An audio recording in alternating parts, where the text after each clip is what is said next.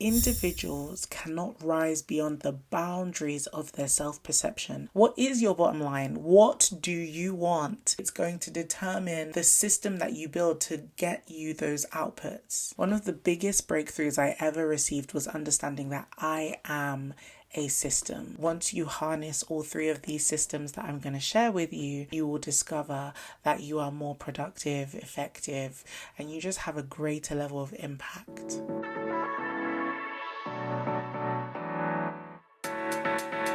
Individuals cannot consistently perform beyond the boundaries of their self-perception, regardless of external circumstances and opportunities. Hi guys, welcome to my channel. My name is Olaoluwa and I'm so happy that you're here today. Today I wanted to talk about something that is very near and dear to my heart as I have journeyed, as I have engaged with other women that I've been blessed to impact, to talk to influence.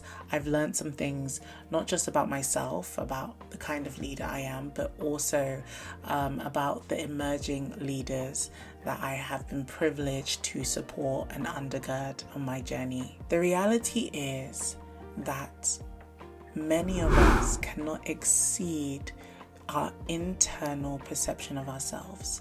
The boundaries that we have placed on ourselves internally are truly the train tracks or the pathway that we will now assign to our belief. One of the biggest breakthroughs I ever received was understanding that I am a system, that me and all that I believe, the compilation of my thoughts, my emotions, my beliefs, all of this is what contributes to what is my persona, my personality. But more importantly, all of these things are a conclusion of the belief systems that I hold. The things that I believe are possible for me come from the internal boundaries that I have drawn from myself, whether by observation, observing other people, whether it has been by knowledge, enlightening myself, or whether it has been by building competency. One of my greatest breakthroughs came from understanding that there are different systems that govern the different things that we see today.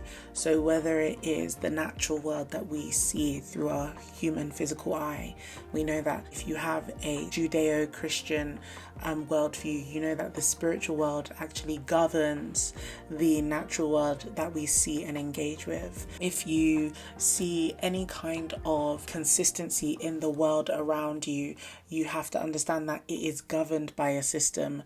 The world that you see and engage with is made up of systems. Some of them aren't so great, some of them are amazing, and just know that whenever you see consistency, just know that that consistency is backed up by a system. Systems are what produce the outputs that we engage with from day to day. There's a book called Psycho-Cybernetics. I make reference to it a lot because I work with people's minds, and one of the greatest things he said in that book, and to be honest, the entire book is about this one theme.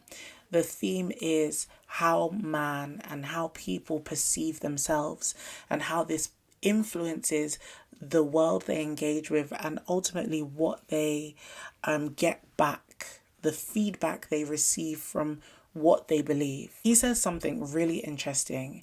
He said that individuals cannot rise beyond the boundaries of their self-perception, regardless of external circumstances or opportunities. And this was like a massive aha moment for me, because I realized that if I wanted to prosper externally, then I had to have an internal system that believed that, one, that was possible for me, and secondly, that the things that I wanted, I actually deserved, or the things that I wanted were things that I had the capacity for. Paul says it in a different way. He says that I pray that you would prosper as your soul prospers. And do you know what? I came to an understanding about my own soul and the souls of men, that many of us are busy expending so much external energy trying to transform, trying to become something different, trying to be,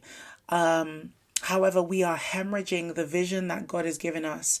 We are leaking like sieves because the internal man has no capacity for who we desire to be. If you've been on this channel, if you watch my content, you will hear me say this a lot. On my journey, I would say that I've discovered 3 key systems that help people be productive in their purpose and assignment, that help them have impact and fulfillment in life. Let's define what a system is, because we all have an idea of what we think a system is. Let's not think buildings, let's not think car production, let's not even think business operations. Let's just think about, what is a system? What is it used to do? A system is a set of clear steps that helps us achieve an outcome. And normally this outcome is something we want to see consistently. And so we build the steps in a way that they can always be implemented either by a robot, either by AI, either by the person, and you would guarantee that you would have the same results time after time after time. A system requires us to not rely on memory or improvisation. A system is what enables us to flow. It creates a level of flow that enables us to take our minds off improvising or thinking on how to do it.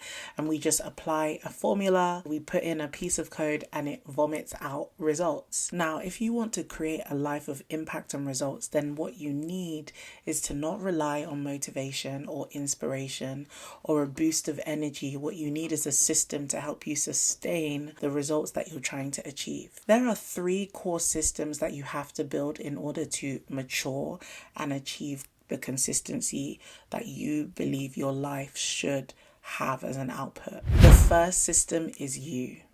We are all living, breathing organisms, but we're also systems. Your physical biology is a system. Actually, if you're a medic, you know that your body is made up of 12 core systems. Respiratory, I'm not going to list them, but more or less your biology, your body has a system that helps it operate, that helps you sustain a healthy level of lifestyle. And whenever anything is out of whack, the system is working to overcompensate or fix the flaw so that you can operate at an optimum level. The basis of our identity, habits, and day-to-day life is what forms a system for us. Whenever people come to me and they ask me, Laulu, how do I be more consistent with this? My first question is always, do you have a system? Because if you're looking for consistency, you can't have consistency without a system. There is always a system backing a consistent output. So when it now comes to us, what you need to think about is, what are the values, beliefs that I now need to mature, build so that I can produce a similar kind of output. So I take myself, for example. There was a point in time where I was a very moody girl. If you've ever heard about the angry man theory, I would say that for much of my early 20s, I dealt a lot with this. I was always like the Debbie Downer, not because naturally that's my temperament, but because I think I was not externalizing or sharing my thoughts with the people around me. I wasn't sharing my pain points. I wasn't actually sharing much of anything.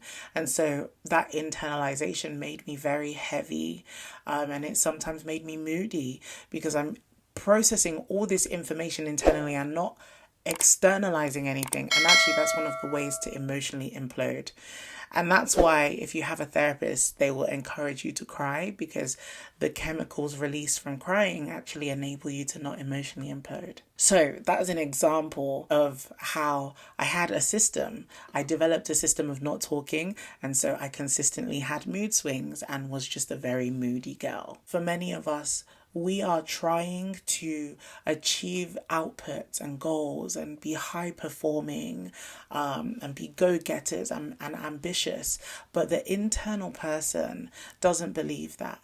And so sometimes whenever you are seeing consistent results, of failure, of mistakes, any kind of output that is just not the feedback you want to receive about yourself for your life, you first have to examine, is there a system here? And is that system governed by a personal belief system? Is there a belief system that is guiding the way I think and behave in X or Y or Z environment or in X or Y scenario? After you've established what kind of belief system is governing the outputs or the feedback you have to go to work to break down that system, to whittle it away, to literally destroy it so that you can rebirth a new system that produces a different output. Many of us are tired and exhausted of doing the work, but haven't done enough of the internal work to change the output. And everything always starts within. Some of us are chasing after an emotional high because maybe we've become addicted to how that emotional feeling, the dopamine hit, makes us feel. And so we have to do the work of rewiring our brain, and every brain loves dopamine. But why am I addicted to this formula route? For many of us, the psychology of the brain creates loops, right? The brain is trying to keep you alive and sustain a consistent level of energy and output. And so sometimes when we are addicted to certain things, we create a brain loop. The brain doesn't spend time analyzing what we're thinking and feeling. We literally just go from trigger to dopamine hit.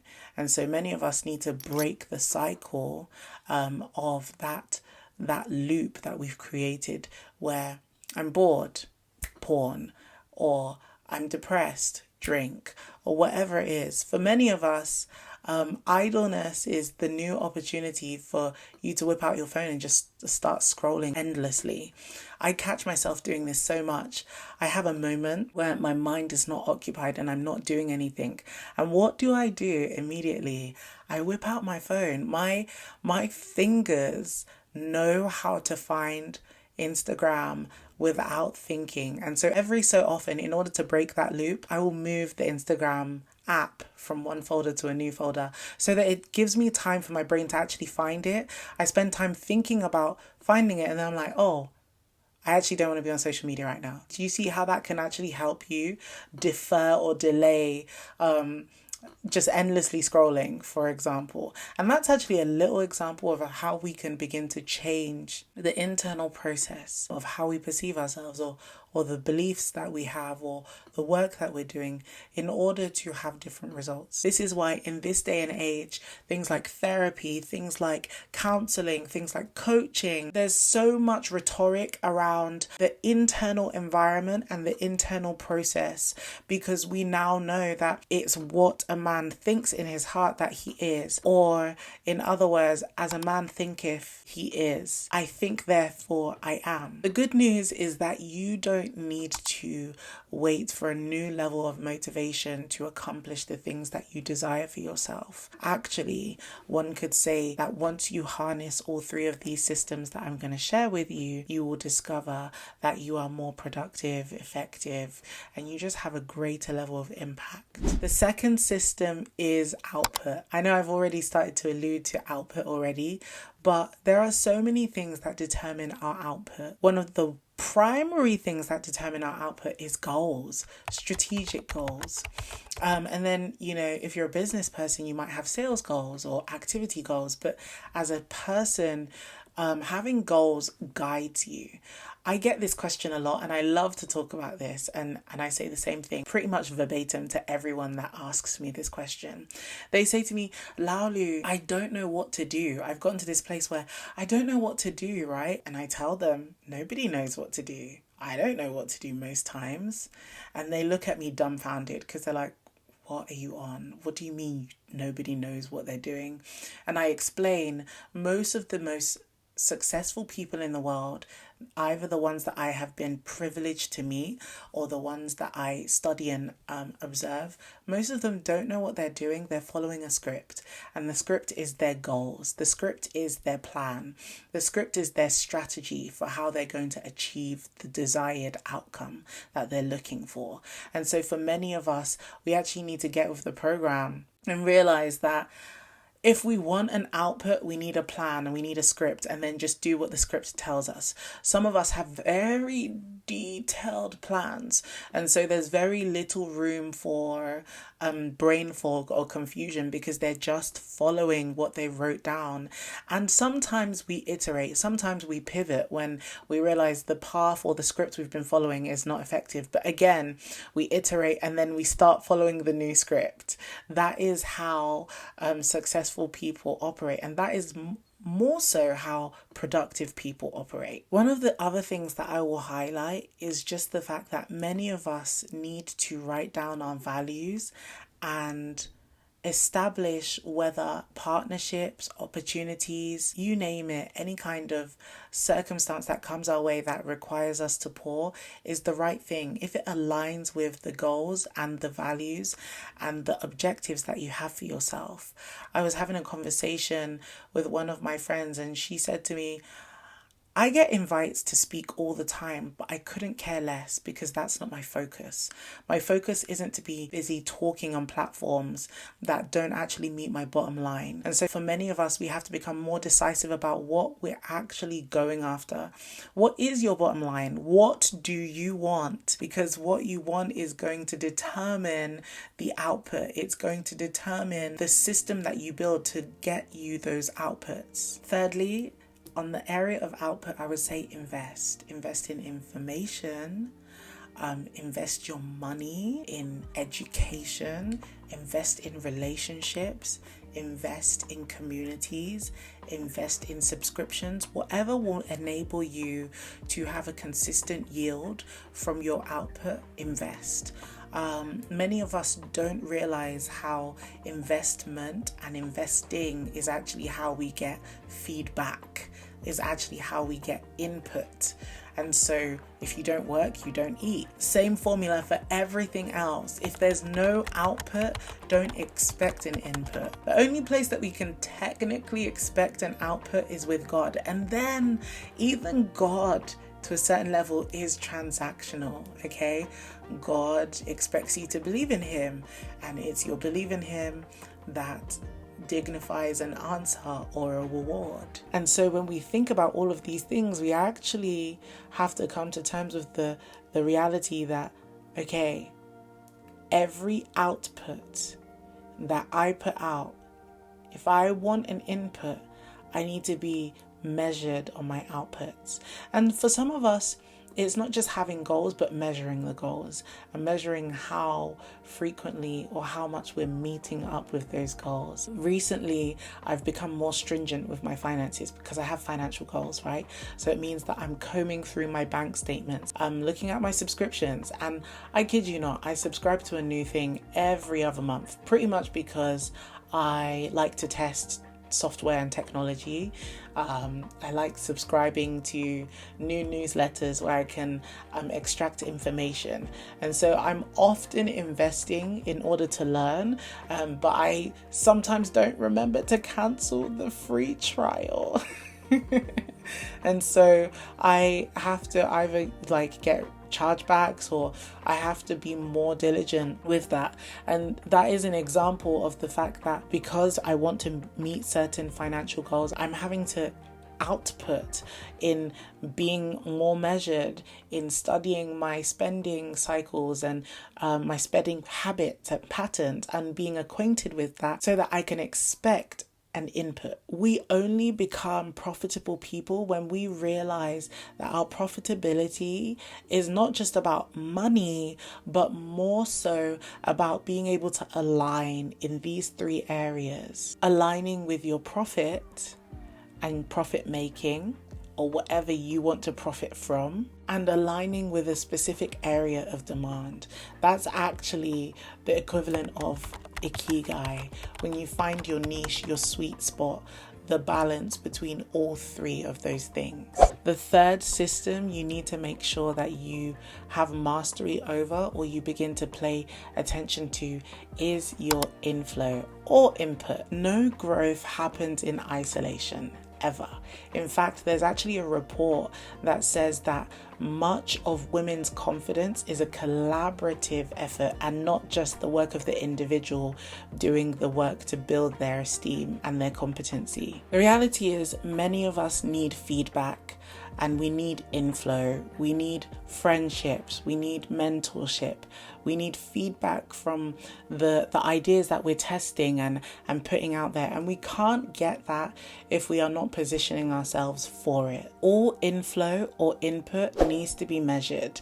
You either need to have a way of documenting mentorship or documenting the feedback that you get from your customers or documenting the feedback that you get from your mentor or your friends. All of the feedback should be helping you streamline your focus and the level of performance you get out of your life. Any kind of feedback that proves unproductive just shouldn't be considered, to be honest. And so when you begin to measure the feedback that you're getting, maybe from a friendship, maybe from a partnership, maybe even from your customer, when you pay attention to that feedback, it will help you understand whether you're on the right path, going towards the things that you believe are for you, the things that you desire for yourself, or rather that feedback should give you a halt like, oh, you need to rethink this. I promise you, if you build these 3 systems, you, output, and inflow, you will see your productivity shift like never before. You will go from